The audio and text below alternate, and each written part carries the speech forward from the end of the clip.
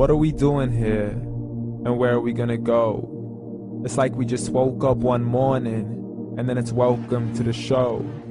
Don't ask any questions, just go with the flow. Make as much money as you can, and try your best not to get broke. Copy everything you see on the TV, from the hairstyles to the clothes, and don't think too often, just do exactly as you're told. And if you ever get confused, then just turn towards the alcohol. You'll still hear your thoughts, then just turn up the radio as you learn to live a lifestyle of drugs, sex, and rock and roll. But in all honesty, I just need to know, is there more to the cycle than growing and getting old? Living and dying just to leave behind a happy home and a whole lot of property that somebody else is going to own.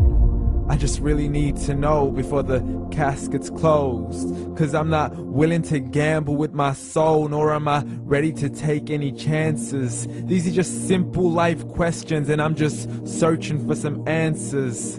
Like, what are we doing here? And what is our purpose? How did we get here, and who made us so perfect? And what happens once we go, or is this world all really worth it? Questions we don't answer because apparently we don't really have to. There's no purpose to this life and our existence is merely natural. Then in that case, please let me ask you, did you create yourself, or was it somebody else who had fashioned you? 'Cause you're a being that's impeccable, faultless and unparalleled. You're a product of supreme intelligence, and I'm merely being rational. For there isn't a camera on this earth that can come close to the human eye, nor a computer that can compete alongside the human mind. And if the whole world was to come together, we wouldn't be able to create a single fly. So many signs, yet we still deny. As science tries to justify that all this could come from none, when it's a simple sum. 0 plus 0 plus 0 cannot possibly ever give you 1. So from where did all this order come?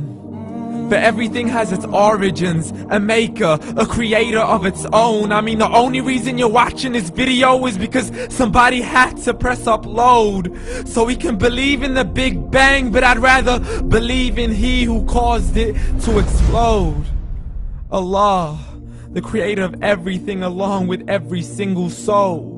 The ever-living, the master, the only one who is in control. Unlike his creation, beyond our imagination. And no, he's not a man, nor does he have any partners in association. He's on his own. And no, he did not ever leave us alone. Just like every manufacturer, he left us with an instruction manual. The Quran and Islam, and I'm sorry to jump to conclusions, but it's the only one possible. The only definition of God is the one and only supreme being. It's logical, a book with 0 contradictions, with miracles that are both scientific and historical, all revealed over 1400 years ago. Like the detailed description of the human embryo. The descriptions of the human embryo in the Quran cannot be based on scientific knowledge in the 7th century. To the mountains as pegs holding firm the earth below, and the 2 seas that don't mix in a complete separate flow. To the planets in orbit, alternating night and day as they stay in flow. The expansion of the universe and the creation of everything from H2O. To the stories of the past and the preservation of Pharaoh. To identifying the lowest point in the land where Persia defeated Rome. The gushing fluid that created man in the glands between the ribs and the backbone. And not a word has changed, it's still the same. So please explain how all this was known over 1400 years ago. To a man who couldn't read or write, as he would recite whatever the angels spoke.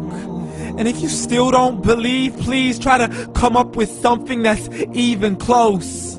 But you can't, so we took God as a mockery and his messengers as a joke.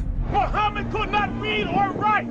How's somebody who can't read or write gonna start a religion? Dismissed his scriptures as legends and tales of the ancient folk, as we live life according to our whims, desires, and hopes. saying this life is the only home we will ever know. We will live then die, then simply turn to bones. YOLO! Correction, after the grass dies, the rain arrives and it regrows, and Allah promises to do the same thing to your very soul and bring you back from your very fingertips to your toes, as the all-seeing supreme being watches us so close, and we are surely being tested in our wealth, our health, and our self, and everything that we've been blessed with. So believe, for we will surely be resurrected and be brought back to our Lord and account for every single deed, as He hands us our books and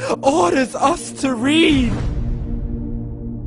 From the bad to the good and everything in between. You yourself are sufficient for your own accountability, so don't be mad at me. You are the one who thought He wouldn't come back to me. I gave you a whole life long to search after me, but you were busy in all that which was temporary. So read, and glad tidings to all those who believed. And if you disbelieve, read.